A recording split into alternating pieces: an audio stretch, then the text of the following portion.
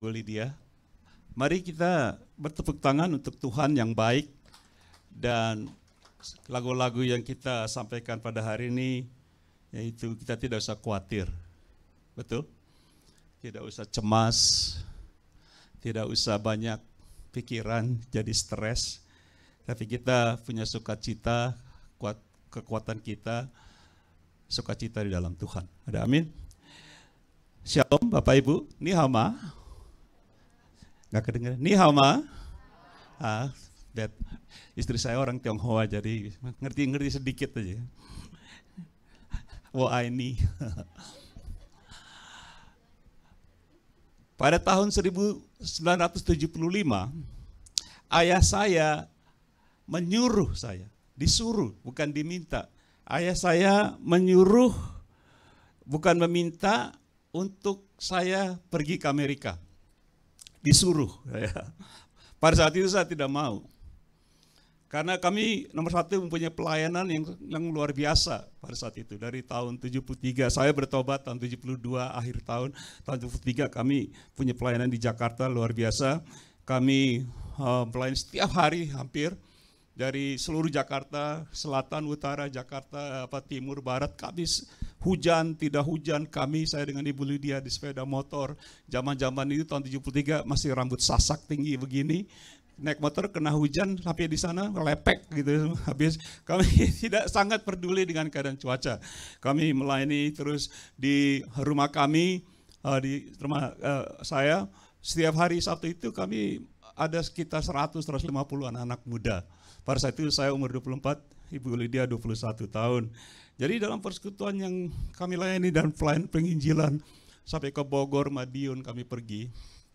Tahun 73 sampai tahun 75, tiba-tiba tahun 75 ayah saya disuruh, kamu ke Amerika. Saya kata, kenapa?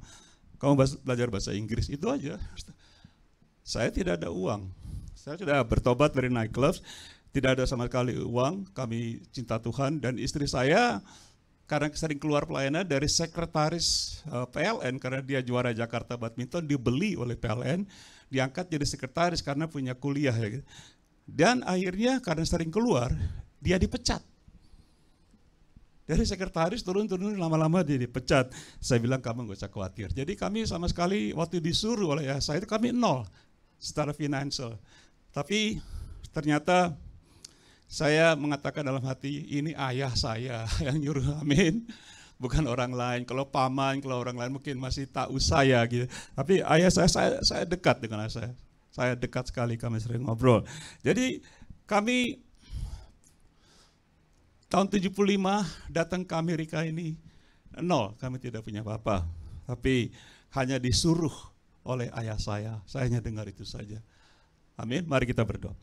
Bapak, terima kasih Engkau berkati kami yang ada, yang hadir. Berkati firman-Mu dan juga berkati hamba-Mu ini. Di dalam nama Tuhan Yesus Kristus, hamba berdoa. Semua katakan.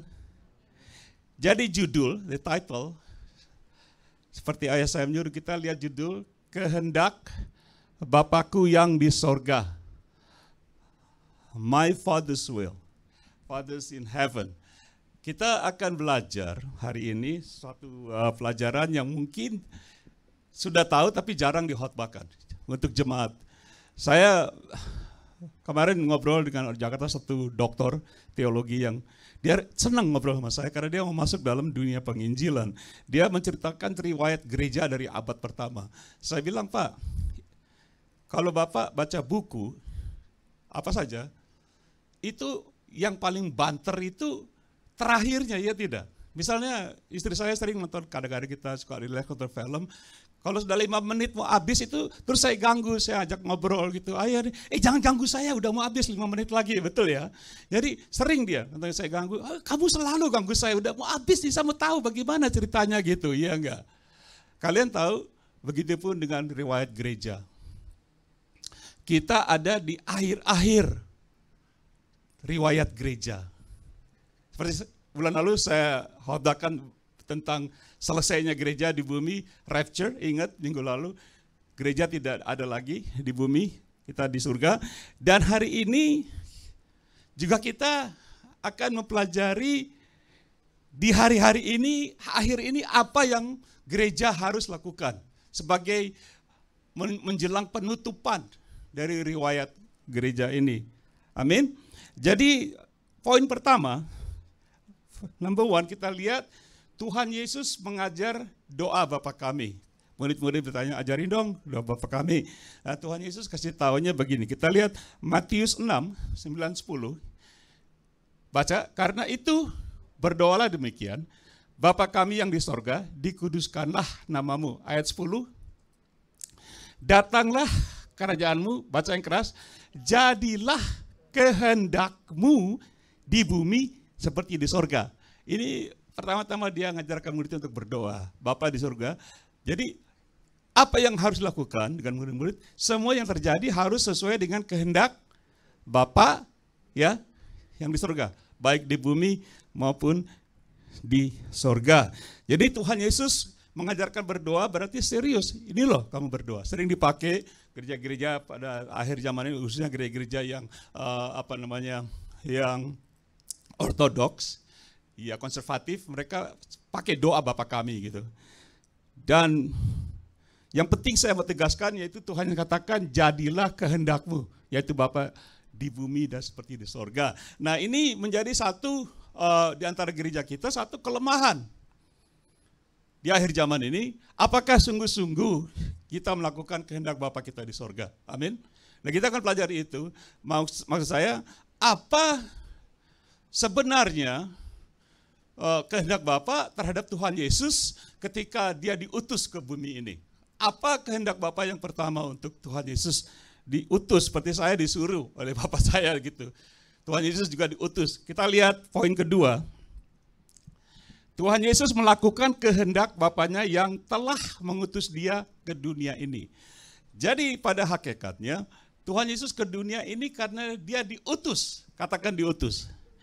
Diutus, dalam kata lain dia disuruh pergi untuk ke dunia ini. Tapi kita akan lihat pada hari ini untuk apa dia diutus. Yang utama dia diutus untuk melakukan apa? Khususnya Tuhan Yesus ini. Waktu kedua kita baca Yohanes 6 ayat 38, John 6:38. Sebab aku telah turun dari sorga. Amin. Tuhan Yesus diutus, dia turun dari sorga. Seperti saya disuruh dari Jakarta ke sini, turun dari sorga. Bukan untuk melakukan kehendakku, Tuhan Yesus katakan. Tetapi untuk apa? Melakukan kehendak dia, yaitu Bapa di sorga, yang telah mengutus aku. Jadi jelas sekali Tuhan Yesus katakan, aku datang ke bumi ini, aku sebetulnya diutus. Tapi bukan kehendakku. Yang jadi, yang mau kehendak Bapa. Seperti dia mengajarkan murid-muridnya berdoa. Coba ayat selanjutnya Lukas 4, Lukas 4, 43, 44. Tuhan Yesus juga berbicara gini. Tetapi ia berkata kepada mereka, juga di kota-kota lain aku apa? Katakan harus. Harus, katakan harus. Aku harus apa? Memberitakan Injil kerajaan Allah yang keras baca. Sebab untuk itulah aku diutus. Jadi kita lihat di sini, kita tanya kenapa Tuhan Yesus diutus oleh Bapanya. Dan dia katakan sendiri, aku diutus untuk apa? Memberitakan Injil. Amin, Pak. Jadi dia mengatakan sendiri, aku diutus ini bukan melakukan kehendakku sendiri. Apa motivasinya? Supaya aku memberitakan Injil. Coba 44. Dan ia memberitakan Injil dalam rumah-rumah ibadah di Yudea. Jadi dia di kota-kota, di kampung-kampung, di rumah ibadah. Nah saya suka, saya juga memberitakan Injil. Ada bedanya mengajar Alkitab dan memberitakan Injil. Makanya saya orang penginjil, kalau penginjil suka ayo ditantang gitu, ayo gitu. Nah saya orang penginjil gitu ya. Jadi Tuhan Yesus, dia memberitakan Injil juga di rumah ibadah. Ada orang tanya, Pak Rikyo nggak melayani gereja menjadi gembala gereja? Enggak gitu. Saya udah pensiunnya udah cukup lama, hampir 40 tahun saya dalam dunia gereja. Dan sekarang jadi Bapak ngapain? Saya mau jadi seperti Tuhan Yesus. Loh kok begitu? Kenapa, Pak? Karena Tuhan Yesus masuk ke dalam rumah ibadah memberitakan Injil. Jadi saya sering diundang kemana-mana untuk memberitakan Injil. Bukan hanya sekedar mengajar Alkitab. Ada amin? Jadi saya mau seperti itu. Hanya memberitakan Injil karena inilah yang dicetuskan oleh Tuhan Yesus sendiri. Bahwa dia datang untuk memberitakan Injil. Nomor 3, poin nomor 3. doa Tuhan Yesus kepada Bapa di sorga. The prayer of the Lord Jesus Christ to the Father in heaven. Dan orang yang berdoa, dia serius tidak? Serius tidak? Apalagi Tuhan Yesus ya. Firman Tuhan katakan tidak ada dosa dari mulutnya. Kalau dia berdoa dengan Bapa di surga, berarti serius dong. Nah, kita akan perhatikan apa yang dia ucapkan di dalam doanya kepada Bapanya di surga. Kita lihat Yohanes 17, John 17 ayat 18. Dikatakan sama seperti apa? Engkau telah mengutus aku ke dalam dunia, demikian pula aku telah apa? Mengutus mereka ke dalam dunia ini. Jadi di sini Tuhan mengatakan Bapanya, engkau telah mengutus aku, ini sebelum dia naik ke kayu salib. Yohanes 17, sebelum dia masuk kayu salib, dia berdoa, dia katakan seperti engkau telah mengutus aku, sekarang aku mengutus mereka ke dunia ini. Siapa mereka? Siapa mereka? Gereja. Gereja, amin. Jemaat. Ya murid-murid, jemaat. Jadi Tuhan kata berdoa, engkau mengutus aku, sekarang aku mengutus mereka. Jadi kita, gereja ini diutus oleh siapa? Tuhan Yesus. Untuk apa? Tuhan Yesus jelas, dia katakan aku diutus untuk memberitakan Injil. Untuk inilah aku diutus, betul? Sekarang kita bertanya, untuk apa Tuhan Yesus mengutus gereja? Yang penting gitu ya. Coba kita lihat ayat 20. Dan bukan untuk mereka ini saja, aku berdoa. Dia lagi berdoa. Tapi juga untuk orang-orang yang apa? Percaya kepadaku oleh apa? Pemberitaan mereka. Jadi Tuhan katakan, aku utus mereka supaya jemaat Tuhan, gereja, mereka juga memberitakan apa? Injil. Jadi Bapa mengutus Yesus, Tuhan Yesus sekarang mengutus jemaat, mengutus gereja. Jadi gereja diutus juga untuk melalui kesaksian gereja, banyak orang percaya kepada Bapa. Amin. Ini dalam doa loh, dalam doa. Coba kita lihat ayat 21, supaya apa? Mereka semua menjadi satu seperti sama seperti engkau ya Bapa di dalam aku dan aku dalam engkau, agar mereka juga di dalam kita, baca yang keras, supaya dunia percaya bahwa apa? Jadi Bapak Ibu, Allah Bapa mengutus Tuhan Yesus memberitakan Injil dunia ini, Tuhan Yesus mengutus kita gereja untuk memberitakan Injil orang percaya, supaya dunia tahu bahwa Bapa di surga mengutus siapa? Tuhan Yesus. Dan Tuhan Yesus mengutus kita. Ada amin? Nah sekarang ini pertanyaan. Tuhan Yesus mengutus kita untuk apa di dunia ini? Amin? Betul tidak? Kan tadi dia bilang, seperti Bapa mengutus aku, sekarang aku mengutus mereka, jemaat Tuhan. Kita bertanya, untuk apa kita diutus? Betul? Coba kita lihat Markus 16 ayat 15. 1, 2, 3.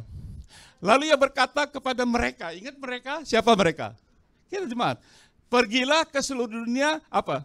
Beritakan Injil kepada segala makhluk. Nah, jadi Bapa mengutus Tuhan Yesus untuk apa? Memberitakan Injil. Nah, sekarang Tuhan Yesus mengutus mereka, gereja-gereja, untuk apa? Memberitakan Injil. Jadi yang paling penting, tugas yang kita harus lakukan sebagai orang utusan, yaitu nomor 1 untuk apa? Memberitakan Injil. Amin. Jadi ini melakukan kehendak siapa? Bapa di surga. Ini yang Bapa mau. Ini yang Bapa di surga mau, supaya Tuhan Yesus memberitakan Injil, dan Tuhan yang katakan, ini loh aku disuruh apa, supaya kalian juga pergi. Untuk apa? Memberitakan Injil. Amin. Poin nomor 4, poin terakhir, saya nggak lama. Ya, poin nomor 4, coba kita baca. Mengapa Tuhan Yesus berkata, kamu sekalian pembuat kejahatan? Why did the Lord Jesus say, you who practice lawlessness, atau you are evil doer? Kenapa Tuhan Yesus mengatakan kamu yang berbuat kejahatan? Nah, kita akan perhatikan perkataan Tuhan Yesus tentang hamba-hamba Tuhan. Boleh saya katakan juga para penginjil, misioneri barangkali. Mereka melakukan satu hal yang tidak sesuai dengan kehendak Bapa di surga. Dan dipraktekkan oleh banyak hamba Tuhan di hari-hari terakhir ini, sehingga membuat Tuhan Yesus bukan hanya kecewa, jadi marah terhadap hamba-hamba Tuhan ini. Marah, coba kita baca Matius 7, 21 sampai 23. Baca yang keras, 1, 2, 3. Bukan setiap orang yang berseru kepadaku, Tuhan, Tuhan akan masuk ke dalam kerajaan surga. Melainkan dia yang melakukan apa? Kehendak Bapakku yang di surga. Ini Tuhan Yesus yang ngomong. Tuhan Yesus. Dia katakan, tidak semua orang gereja-gereja kalau berdoa, Tuhan, Tuhan, Tuhan, semuanya gitu. Kalau berteriak untuk Tuhan, untuk apa? Untuk apa? Berkati aku, sembuhkan aku, usahaku, keluargaku sakit, betul tidak? Tuhan, Tuhan. Tapi kita bertanya, waktu kita berteriak Tuhan, Tuhan, Tuhan, kita berdoa, kita yang mintanya dari Tuhan itu untuk melakukan kehendak Tuhan Yesus atau tidak? Atau melakukan kehendak Bapa di surga? Ngerti? Tadi Tuhan Yesus katakan, tidak semua orang di akhir hari ini yang berseru Tuhan, Tuhan akan masuk kemana? Ngeri juga ya. Ini kalau orang berteriak Tuhan berarti percaya dong. Percaya adanya Tuhan, ya tidak? Tapi kok Tuhan bilang, kamu kalau nggak lakukan kehendak Bapakku, kamu nggak masuk. Bingung kan? Coba kita lihat ayat 22-nya. Kenapa Tuhan Yesus kata? Dia katakan pada hari terakhir, kapan terakhir? Sekarang ini, makanya saya katakan ini lembaran terakhir dari kita. Cerita riwayat gereja. Dikatakan pada hari terakhir banyak orang Jawa ya. Banyak berapa orang Jawa punya? Tidak dikatakan jumlah. Bisa triliun, 1000. Banyak orang akan berseru kepadaku. Tuhan, Tuhan, baca yang keras. Bukankah kami bernubuat demi namamu dan mengusir setan demi namamu dan mengadakan banyak mujizat demi namamu? Sounds good? Sounds good? Kira-kira siapa mereka ini? Hamba-hamba Tuhan bukan? Ya jelas dong. Dia katakan dalam namamu Tuhan Yesus kami mengadakan mujizat. Dalam namamu kami ngusir setan. Dalam namamu kami banyak apa? Mengakukan apa dikatakan dalam agama mengadakan banyak mujizat ya, mengusir setan dan bernubuat. Kelihatannya bagus sekali. Tapi ada satu masalah dari pernyataan mereka ini. Ada satu masalah. Kalian nangkep masalahnya apa? Yang membuat Tuhan Yesus tidak senang dengan mereka. Serius, kita lihat aja ayat berikutnya.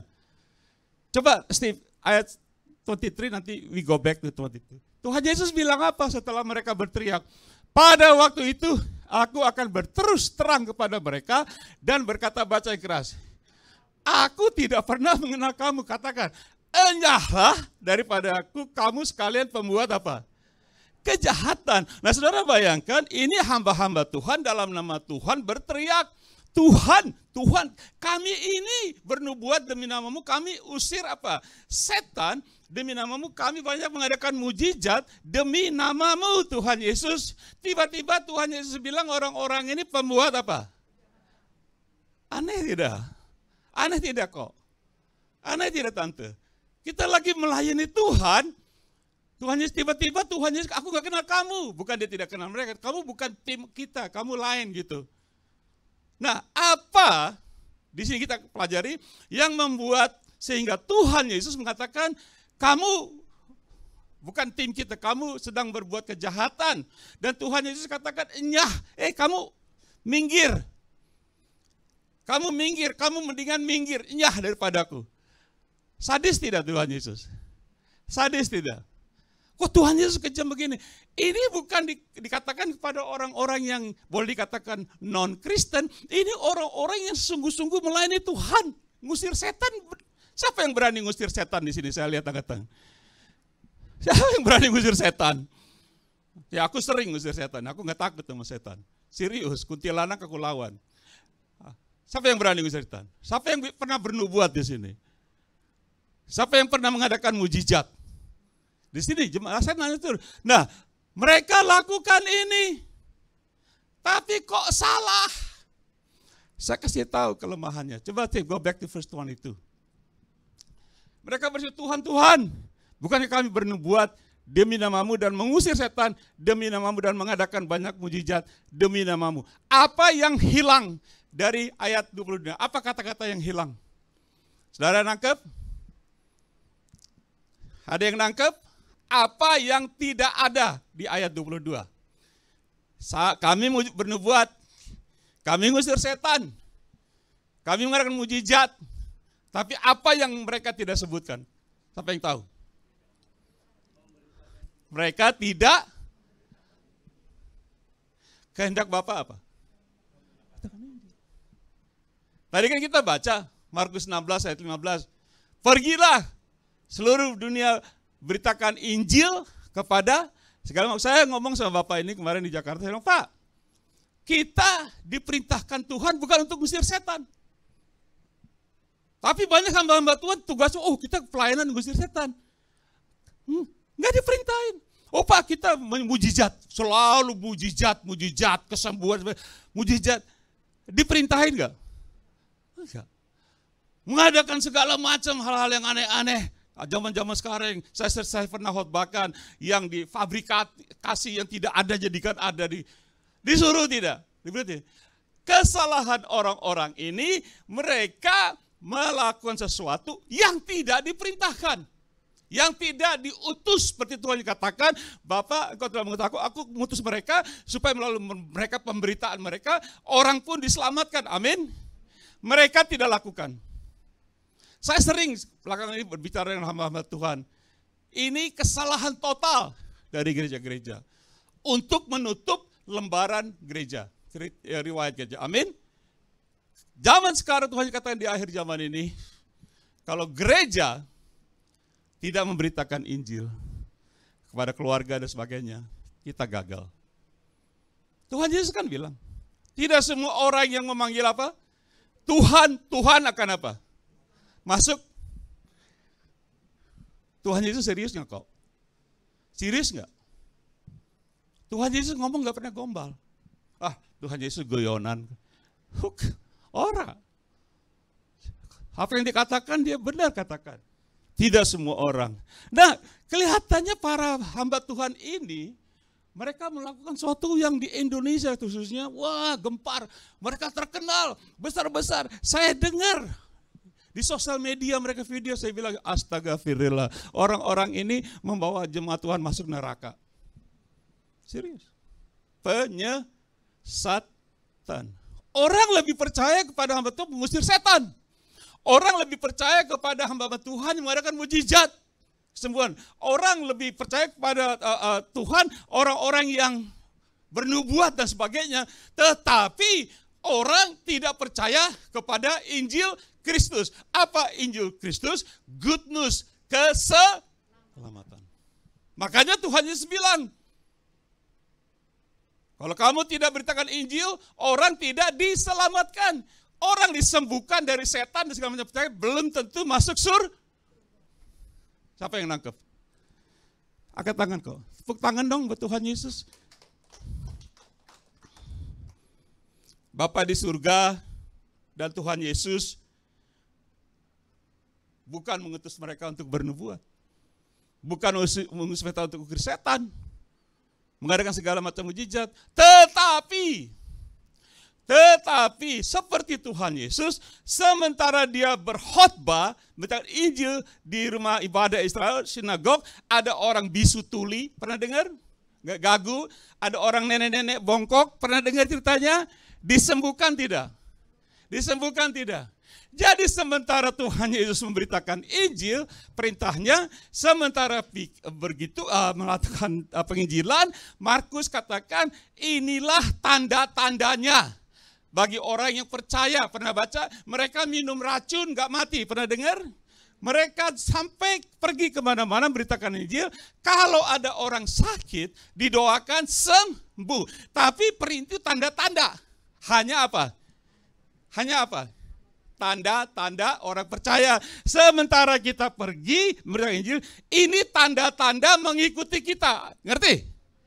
Tanda-tanda bukan perintah. Ngerti Pak?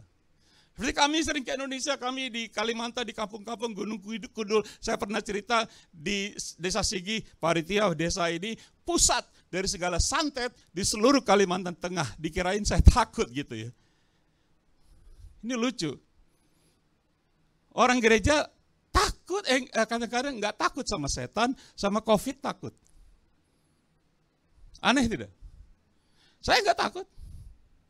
Saya bilang, Pak, saya bertobat, diangkat jadi anak Allah. Biarpun setan bertobat, nggak bisa bertobat. Dia masuk kemana setan? Neraka. Saya anak Allah, lebih tinggi siapa? Anak Allah apa setan? Kok lebih besar mana, anak Allah apa setan? Kami ngadakan KKR, situ hujan keras segala macam, sampai anak-anak muda bilang, Om kita mau dengar lagi. Mau dengar lagi, nggak puas. Sampai duduk kita di belakang ambil makan, waduh Om kita jarang dengar yang begini-begini, cuma ngomongin Tuhan Yesus doang. Ada amin? Ada amin? Saudaraku, saya akan tutup dengan contoh ayat ini. Yohanes 6 ayat 40. Baca yang keras semuanya. 1, 2, 3. Sebab inilah apa? Kehendak Bapakku, yaitu apa? Supaya setiap orang yang melihat anak, yaitu siapa? Tuhan Yesus, dan yang apa? Percaya kepadanya apa? Beroleh hidup yang kekal dan apa? Supaya aku rapture. Ingat aku khotbah lalu. Jelas? Jelas? Tuhan Yesus mengutus gerejanya supaya memberitakan tentang siapa? Tuhan Yesus. Bukan memberitakan tentang setan. Mujizat dan sebagainya. Beritakan tentang Tuhan Yesus supaya orang percaya kepada Dia dan biar sampai bongkok kaki kita nyembuhin orang. Kalau dia tidak pernah diberitakan Injil, dia tidak akan selamat. Amin.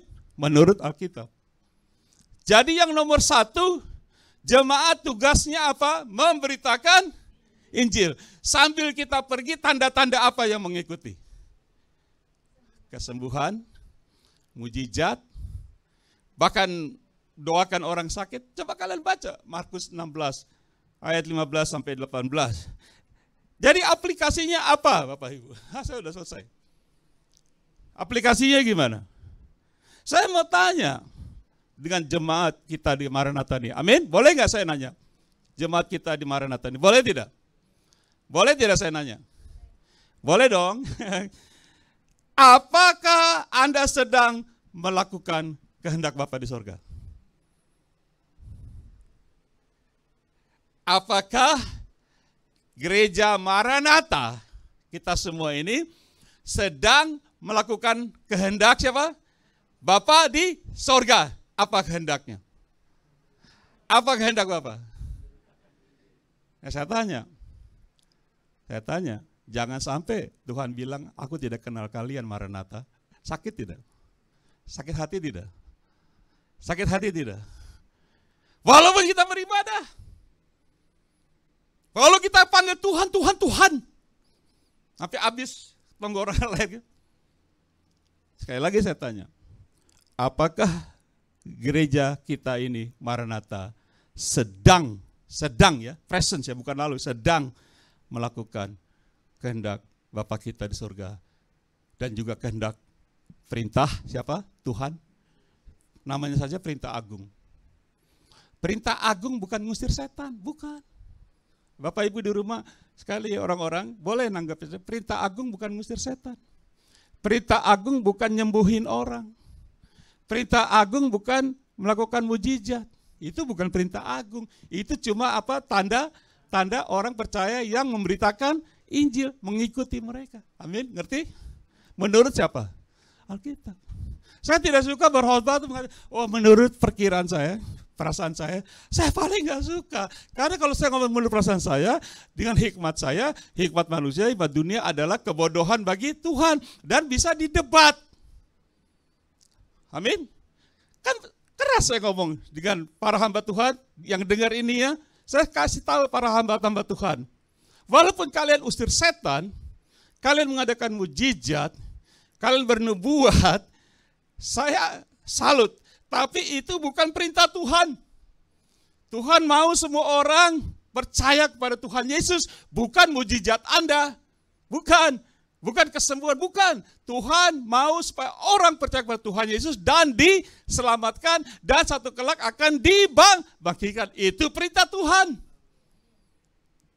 Silakan menanggapi. Amin. Tepuk tangan dong buat Tuhan Yesus, dia serius. Nah saya tanya, saya suka nanya.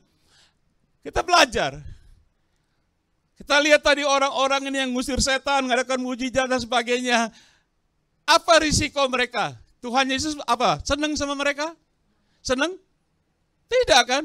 Tuhan Yesus bilang apa? Kamu yang berbuat kejahatan. Saya mau tanya Bapak Ibu, adakah risikonya bagi kita Maranatha kalau kita tidak memberitakan Injil? Ada nggak risikonya? Ada nggak kok risikonya? Seperti orang-orang penginjil ini, misioneri mungkin. Ada tidak risikonya kalau kita tidak memberitakan Injil? Ada nggak risikonya? Menurut Tuhan Yesus, kita dipanggil penjahat. Kita dikatakan enyah daripada aku. Tuhan bilang, aku nggak kenal kamu. Bukan aku yang ngomong. Makanya aku nanya, adakah risikonya kalau Maranatha gereja kita tidak memberitakan Injil?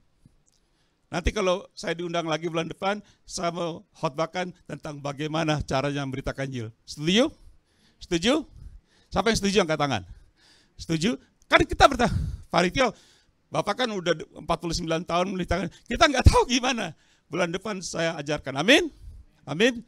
Jadi relax, diundang lagi nggak bulan depan? Kayak mudah-mudahan diundang ya. Jadi, ini kelemahan kita.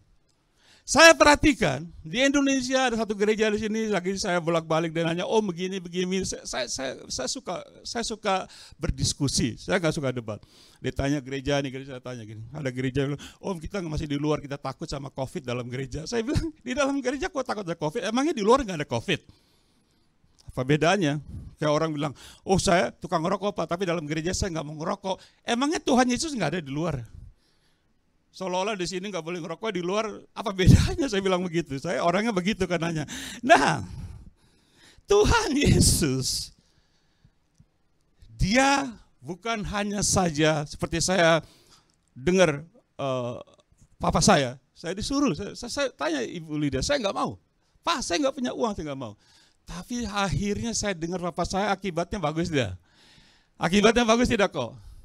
Saya dari sini berdiri, anak-anak kita mulai keliling dunia, karena apa? Karena kami dengan anak-anak keliling dunia karena apa? Pada satu saat apa? Saya dengar papa saya. Coba saya nggak mau dengar papa saya, ada nggak saya di sini hari ini? Ada nggak kok? Nggak ada. Ada nggak saya bawa anak-anak keliling? Nggak ada, karena saya dengar perintah papa saya, diperintahin saya, Ibu Lydia tahu. Nah begitu pun kita dengan Tuhan Yesus.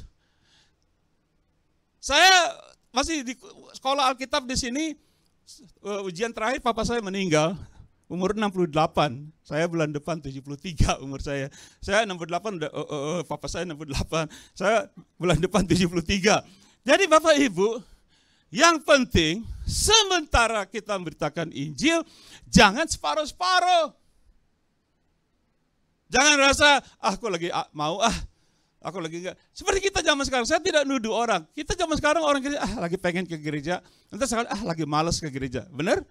Kalau ada angin enak ke gereja, kalau enggak. Tapi firman Tuhan bilang, beritakan firman baik atau tidak baik cuacanya. Dan setia. Tuhan Yesus setia enggak? Diutus sama Bapaknya setia. Coba kita baca ayatnya, ayat terakhir kita berdoa. Filipi 2 ayat 8. 1, 2, 3 ya keras.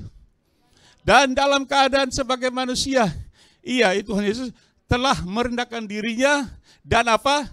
Taat sampai kapan? Saya mati, bahkan sampai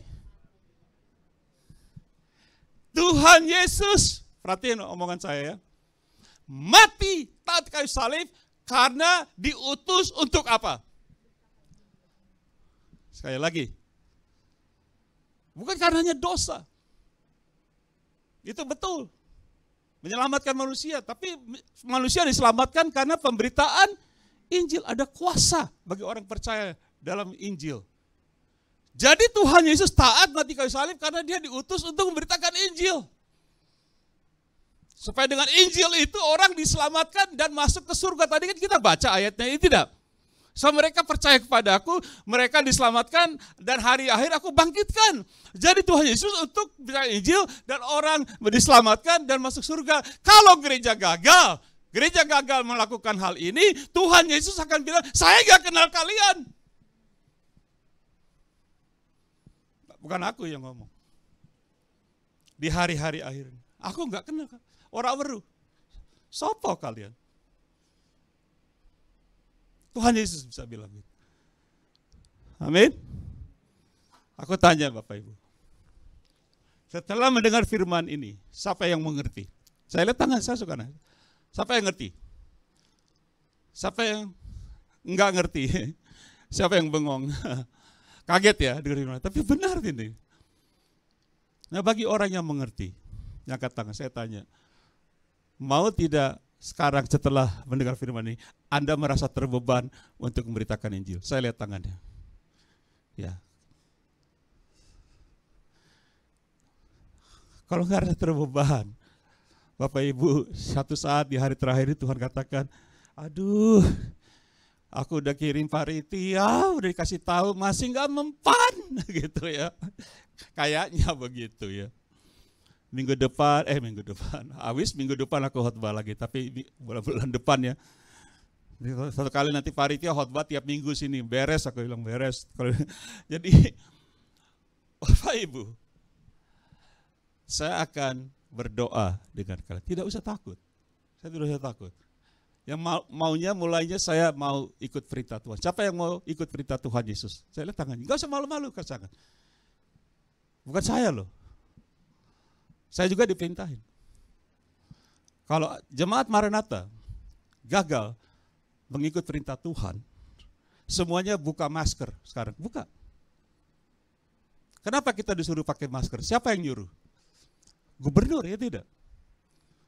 Pak, dari gubernur udah suruh pakai ini, kalau kita nggak pakai ada sanksinya tidak? Itu gubernur nyuruh, kita ngikutin. Tuhan Yesus suruh, ikutin nggak? Lebih besar mana? Gubernur sama Tuhan Yesus? Halo? Disuruh gubernur, mungkin lurah di sini, kalian tutup gereja ini. Gubernur bilang tutup gereja ini, tutup ke gereja ini. Siapa yang nyuruh? Gubernur. Kita takut. Tuhan Yesus nyuruh, Tuhan Yesus kan maha kasih. Iya, karena dia maha kasih, tapi dia disiplin. Dalam kasih ada disiplin. Amin. Saya akan berdoa dengan kalian. Katakan, Tuhan Yesus, aku bersedia menurut perintah-Mu. Aku siap Tuhan, katakan, aku siap Tuhan. Diutus oleh Tuhan untuk memberitakan Injil. Supaya aku kedapatan, saudara berdoa, supaya aku kedapatan. Saat ini juga, aku sedang melakukan kehendak Bapa di surga. Dan Tuhan Yesus, di dalam namanya, aku berdoa. Semua katakan, God bless you. Kamsia.